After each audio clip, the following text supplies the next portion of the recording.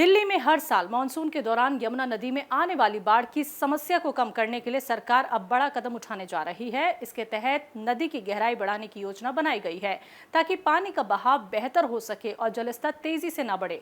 इस दिशा में फिलहाल बैथीमेट्रिक सर्वे किया जा रहा है, जिसके जरिए नदी की वर्तमान गहराई का सही आकलन किया जा रहा है। सिंचाई और बाढ़ नियंत्रण विभाग के अधिकारियों के मुताबिक साल 1990 से पहले यमुना नदी की गहराई करीब 60 से 68 फीट तक हुआ करती थी, लेकिन अब स्थिति काफी बदल गई है। दिल्ली में करीब 48 किलोमीटर लंबे यमुना के हिस्से में कई जगहों पर गहराई घटकर सिर्फ 15 से 35 फीट हो गई है। सबसे ज्यादा प्रभावित इलाका आईटीओ बैराज से ओखला बैराज के बीच का लगभग 14 किलोमीटर का हिस्सा है, जहां नदी की गहराई बेहद असमान हो गई है। कुछ जगहों पर तो गहराई 23 फीट से भी कम पाई गई है। नदी की गहराई कम होने की वजह से बाढ़ का खतरा पहले से ज्यादा बढ़ गया है।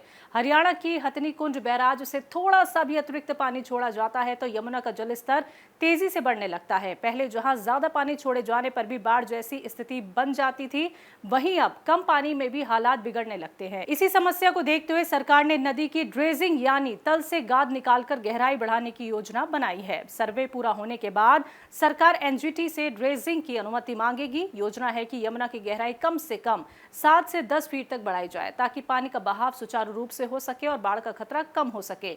इसके अलावा एक और बड़ी चिंता नदी की चौड़ाई में आई कमी को लेकर भी है। पहले दिल्ली में यमुना की चौड़ाई करीब 658 मीटर थी, लेकिन अब ये आधे से भी कम हो गई है। इससे नदी में पानी के फैलाव की क्षमता घट गई है, जिसके कारण जलस्तर जल्दी बढ़ जाता है और बाढ़ का खतरा बढ़ जाता है। अधिकारियों द्वारा की गई एक स्टडी में 1994 से अब तक हथनी कुंज बैराज से छोड़े गए पानी के आंकड़ों का विश्लेषण किया गया। इसमें पाया गया कि पहले के मुकाबले अब कम पानी में ही जलस्तर ज्यादा तेजी से बढ़ रहा है। साल 2010 और 2011 में काफी ज्यादा पानी छोड़े जाने के बावजूद बाढ़ की स्थिति नहीं बनी थी, लेकिन बाद के वर्षों में कम पानी में ही खतरा बढ़ने लगा। सरकार की योजना है कि पूरे प्रभावित हिस्से में नदी की गहराई को और समान किया जाए, जिससे पानी का बहाव संतुलित रहे।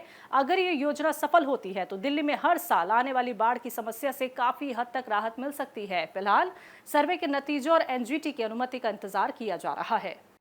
Subscribe now and press the bell icon. Never miss an update.